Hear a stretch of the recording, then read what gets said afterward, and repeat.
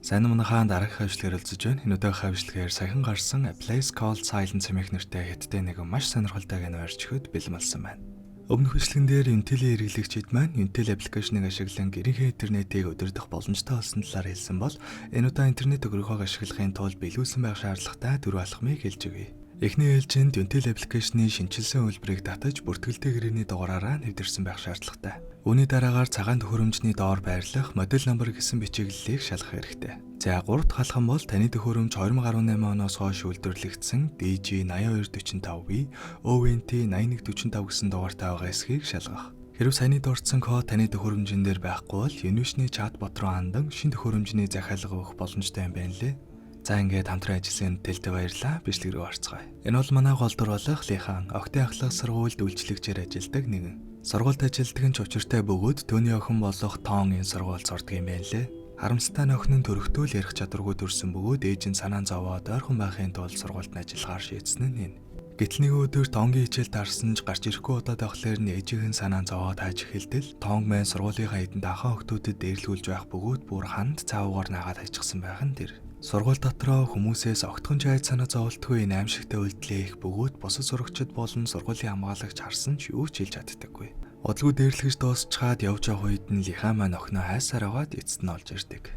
Мэдээж босод хүмүүсээс жаахгүй байгаа хэд ээжд нь мэдгдсэн ч санаа зовсон шинжгүй хажуугаар нь зөрөөд л явцгаадаг. За яг тэр өрөө нь энэ дээрлэгдэх гаруудын толгойлогчоос босод 3 хаягдсан барилга дотор цугулжсан дэмий сэлгүүцэд байж байтал үл мэдэгдэх цовтой хүн тэднэрүү дайраад нэгийг нь тэр дорхноо л алчдаг. Удалгүй нөгөө хоёр нь ч мэдээж чадлаараа зогтоосон ч эцэстэн цовтой хүнд баригдсанаар гуруула тэр шөндөө халуулдаг. Зангснэр 3-3 хүүхэд гэнтл ор зорггүй алга болчихсон учраас цагдаа нарын өн дээр анхаарлаа хандуулаад огтыг хайж эхэлдэг. Харамсалтай нь тэд аль эдийн халуулчихсан гэдгийг цагдаа нар одоогоор мэдэхгүй байгаа л да. Мэдээж мөрдлгөө шууд л сургуулиас эхлэх бөгөөд хамгийн сүүлд уулзсан хоёр хүн буюу манай Тонг болон нөгөө хэдийн нийлдэг толгойлогч охин хоёроос мэдүүлэг авахар болдог. Тонг маань сандарчсан сууж байтал ээж нь хажуунаас нь туслаад тэр өдөр хамтдаа сургуулиас гарсан бөгөөд хүүхдүүдийг хамгийн сүүлд сургууль дээрээ л харсан талаараа хэлдэг. Харин нөгөө толгойлогч охины хувьд бол тэр дөрөв өвөг нь хамтдаа нөгөө хаягдсан барилга руу явах гэж байсан юм байна лээ. Гэхдээ явахынхаа өмнө сургуулиас зохион байгуулсан зул өрх үйл ажиллагаанд оролцож явах үедээ энэ толгойлогч нь санамсаргүй гол думснаас сулж нороод тэр өдөр явж чадаагүй бөгөөд тэрнээс хойш таралтаагүй гэдгээ хэлдэг. За ингээд мэдүүлгээ өгч дуусчаад Тонг Лихан хоёрыг харих замд нь бас нэгэн нууцлаг хүн тэдний араас дагаж байгаа нь харагддаг. Энийг нь Тонг ч анзаардаг бөгөөд түүний араас дагаад нэлээд удаж байгаа юм байна лээ. Явсаар хагаад гэртээ иртэл тэдний доод давхурч сургуультын шинээр ажилд орсон Зайфуугээ засварч нүүж ирж байхтай таарлддаг. Гэхдээ ягаад ч юм Лихан Зайфууд нэг л дургүй юм шиг зайгаа оройд л их л туухгүй байгаа нь анзаарагддаг. Энэ хооронд нөгөө толгойлогч охин найзуудтайгаа холбоо ойрж болохгүй байсан болохоор бас нэг уулзалдаг газраа байж магадгүй ах гэж бодоод очдөг. Гэтэл энэ үеэр нөгөөх цовтой алуурчин дахин гарч ирээд толгойлогч охиныг алчдаг бөгөөд ингэснээр Тонгийг дэрлэгэж байсан бүх охтууд алуулж дуусдаг. Удалгүй маргааш нь болох бөгөөд сургууль дээр болж буй үйл ажиллагаанд бүх хүүхдүүд цугласан байв. Захиралч энэ ажиллагаанд оролцож байгаа бөгөөд энэ үйл ажиллагааны нээлтийг хийгэр ирсэн юм байна лээ. Мөн дээрээс нь өглөөнөөс хойш охинтойгоо холбогдож чадахгүй байгаа бол та байн залгаад л нэлээд санаа зовсон байгаа нь харагддаг. Удалгүй арга хэмжээж эхлэх бөгөөд захирал тайзан дээр гарч ирээд үйл ажиллагааг нээх үед өчигдөр алуулсан толгойлогч охины цогцоос яг дээрээс нь унаад ирдэг. Энэ алуулдаг толгойлогч охин захирлын охин байсан бөгөөд тэгээд л юм дураараа хинээс ч санаа зовхгүй хүссэн хүүхдүүдэд дэрлэгдэг байсан юм байна лээ. За ингээд бүх сурагчдыг цуглчихсан байх үед ийм гинтийн аимшигтай үйл явдал болсон болохоор хүүхдүүд сандралтай жимх замбраагаа алдаж эхэлдэг. Ингэснээр манай Тонгийн дэрлэгдэг байсан хүүхдүүдийн 3 алга болоод үлдсэн нэг нь алуулчихсан байдалтай олдсон болохоор Лихан санаа зовоод хайж эхэлсэн ч харамсалтай Тонг маань ерөөсөө олддоггүй. Үүнээс гадна сургууль дээр аллагын хэрэг гарчихсан болохоор цагдаа нар мөн л адил мэдүүлэг авахар ирэх бөгөөд хохирогчийн автай нь буюу захиралтай нь олзож сэжиглэж байгаа хүнийг нь асуудаг. Гэтэл ямар ч хэрэгэлцээгүй Зайфул охиныг маань алсан байх гэж хэлдэг. Сүүлийн үед сургуулийн ойр хаваар нууцлаг хүн октоодын зоргийг дараад байгаа нэлээд хэдэн хүнд харагдсан бөгөөд тэр хүнийг Зайфу гэж бодож байгаа юм байна лээ. Учир нь Зайфугийн охин энэ сургуульд сурдаг байсан бөгөөд хэдхэн сарын өмнө Ослоор удалсан байдаг. Ингээд харамсалтайгаар охины алдснаас хойш Зайфу нэг л сонирн болчихсон бөгөөд зарим сурагчид руу ноцтой харж мараад л ер нь хийгүү болсныг нь анзаарсан талаараа хэлдэг. Энэ хооронд Лихан ч гэсэн охины хайсаар авах бөгөөд дэлгүүрийн камер шүүж байгаад Тонгийн ирдэг цагаар Зайфу яг гэртээ ирж таарсныг олж мэддэг. Шуудхан л Зайфудаа очиж уулзах гэтэл хаалхад тайлахгүй байх бөгөөд гэрийнх нь гадаа Тонгийн цөөдөг цаг нь унчихсан байх нь тэр. Дээрээс нь зүүж байсан цаг нь орцных нь ханд зурагдж явсаар агаад яг Зайфуугийн гэрээ үдэнд ирээд алга болчихдаг бөгөөд угаасаа Зайфууд идэгдэггүй болохоор Лихан шууд л Зайфууг охинд нь ямар нэг муу юм хийсэн байна гэж боддог. Ядчих таалгаш тайлахгүй байгаа болохоор цагдаа нарт хэлж цаг алдалгүй шууд цонхоор нь дамжиж гэрлүүн орохоор шийддэг бөгөөд эгээтэй л унаад өвчгөлгүй арай гэж нэгэн орж чаддаг. Гэхдээ азар төний утсан шиг муу зүйл болоогүй байх бөгөөд шалгаж дуусчаад гарах гэж байтал яг энэ үеэр нь Зайфуу өрөөд ирдэг. Орж ирэхээс өмнө орон доогоор нь нугдаж амжсан ч утсан доограад яг баригдах нөө гэтэл азар хуршаалын ягч урж ирснээр манай хүн баригдлыг өнгөрч чаддаг. Зайфууг машинтай болохоор нэг тийшээ өргөдөг гэж гуйхаар ирсэн бөгөөд нойтон хамуу шиг салахгүй байсан болохоор Зайфуу чаргагүй ирэхэн түүнийг өргөж өгөхөр болдог. Ингээд Зайфууг явсан хойгоор Лихан дээр өмнө нь уулзсан мөрдөгч өнөөдрийн болсон хэрэг дээр мэдүүлэг авахар хүрээд ирдэг. Лихан ч охины алга болсон талаар хэлээд мөрдөгчтөө хамтарч ажиллахаар шийддэг бөгөөд дахин дэлгүүрийн камерыг шүүж байхдаа Зайфууг ууд дөрвөн огнууд хайж байгааг анзаардаг. Мэдээж их хүнл болсон хойно хамгийн муугаар л төсөөлөөд шуудхан огны машины араас шалгахаар очтол бас л азар арайч ботсон шигэн зүйл гарч ирдэггүй. Гэхдээ яг энэ үеэр тэдний зургийг нууцаар дардаг хүнийг Лихан маань анзаарах бөгөөд мөрдөгчийн хамтаар нөгөөхий хөөсөөр огаад түүнийг барьж чаддаг. Уг нь сургуулиар эргэлдээд зураг дараад байсан энэ хүнийг Зайфуугийн байх гэж бодсон чинь нөгөө хүн шал өөр хүн буюу нэг тийм гаш тонтойгоор ойж таардаг. Гиснээс энэ нөхөр саяны мөрдөгчийн хүүн бөгөөд бүр багасаа л юм байсан болохоор аав нь засаж дийлэхгүй болохоор хэдэн жилийн өмнө гэрээсээ өчгсөн юм байна лээ. За тэгээд энэ гаш тонтны камерын бичлэгийг нь шалгаад үзтэл өнөөдрийн бичлэг хүртэл байх бөгөөд тоонгийг нэрэл хэн нэгэн өнөөдөр орцонд нь улгаалж байгаа нь бичигдсэн байдаг. Ингэснээр энэ гаж тонт нь тоонгийн алга болсонтой хамааралгүй болж таарах бөгөөд энэ бүхний ард Зайфуу байх магадaltaй гэсэн таамаг улмал баттай болж ирдэг.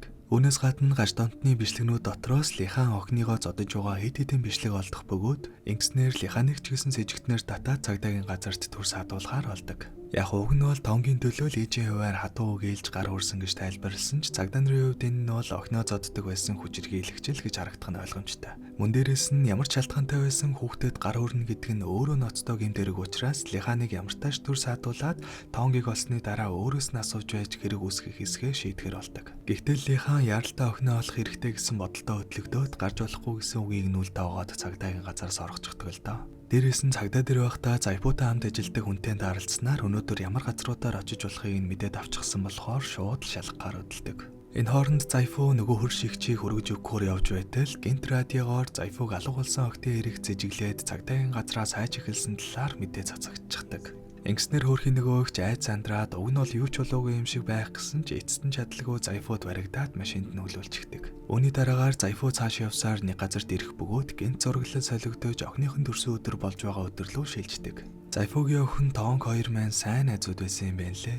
Гэхдээ харамсалтай нөгөө хэдэн дээрлэгдэх гарууд өмнө ч гэсэн манай хоёрыг дээрлэхсээр л байсан бөгөөд төрсөн өдрөөр нь бэлэг гэж өргөстөө титэм толгойдон зөвлөж өгөө зогсохгүй үсийг нь хайжлаад хүчээр хэдүүлж мэдүүлээд л энэ хэд бүр үнэхээр ярахчин гарууд. Ингэж их доромжилсан мөртлөө л бүр сэтгэл нь ханахгүй сургуулийн дээвэр дээрх эвдрэх төгсөн шилэн цонхон дээр Зайфуугийн охины хүчээр гаргаж зогсоохоор шийддэг. Гэхдээ харамсалтай нөгөөх нь яаж бүхэл бүтэн хүнийг дийлхүүлээ тэ хөрхөө огныг даалгүй хагарснаас олж өндрөө сунаад өд болсон байдаг. Уг нь яг ингэж шилэн дээр гарахаас өмнө Тоонг маань энэ хэдийг харсан юм байна лээ. Тэгээ шууд уурандаа хайж бариад л яг нөгөө хэдтэй үзэлцэх гэж байтал гинт ээж нь гарч ирээд манай үнийг хүчээр зогсоосноос олоод найзыгаа нүдэн дээрээ алдсан байдаг.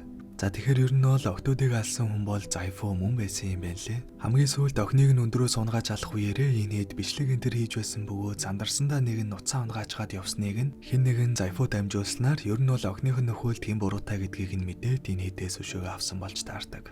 За үүний дараагаар Зайфуу явсаар байгаад нэг газарт ирэх бөгөөд тэндээ нэг хөвгшнийг гинжилчихсэн байдаг.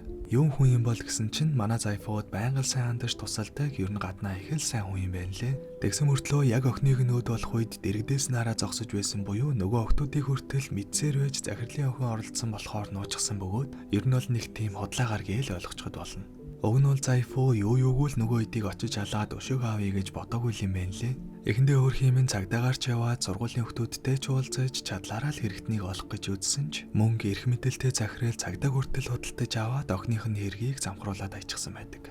Ингэснээр яахаа мэдэхгүй байж байтал хазар хэрэгтнүүдийн царай гарсан бичлэг Зайфууд ирснээр өөрөө л ингэж өшөө авахаас өөр аргагүй болсон юм байна лээ.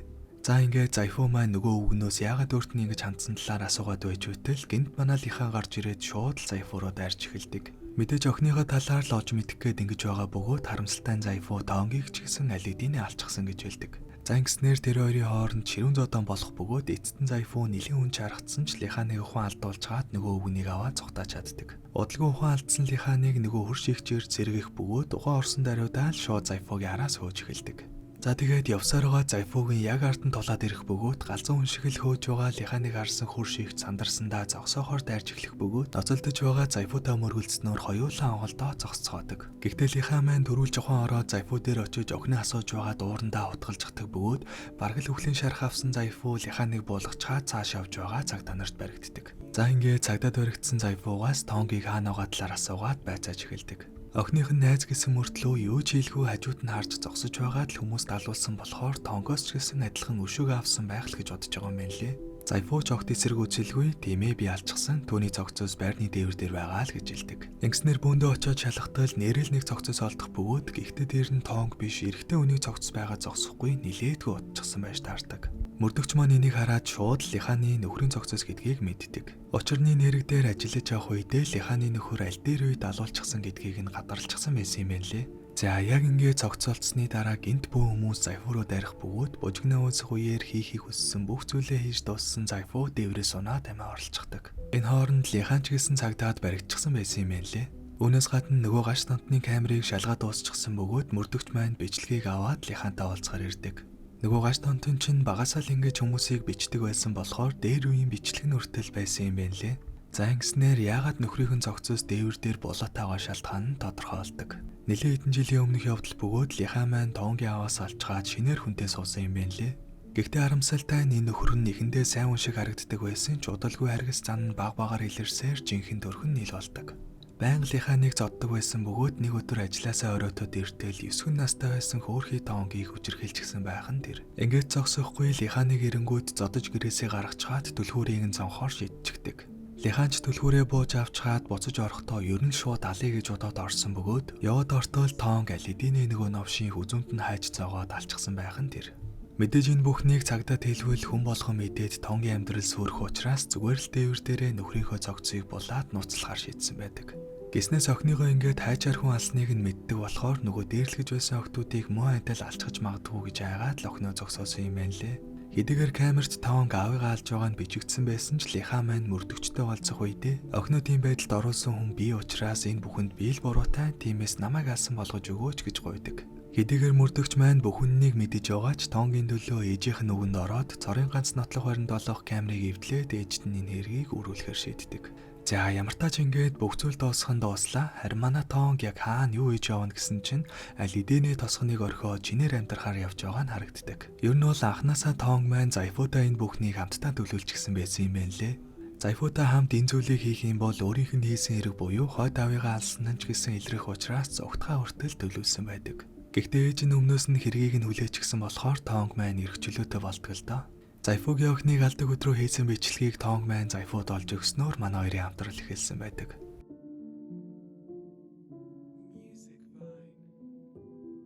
Ингэснээр эцэст нь Зайфу маань охинтойгоо хамтдаа Деважинд уулзаж уугаар харин Тонг маань бүх зүйлийг орхиод эрх чөлөөтэйгээр шинэ амьдрал эхлүүлэхээр явж уугаар кино маань дуусдаг.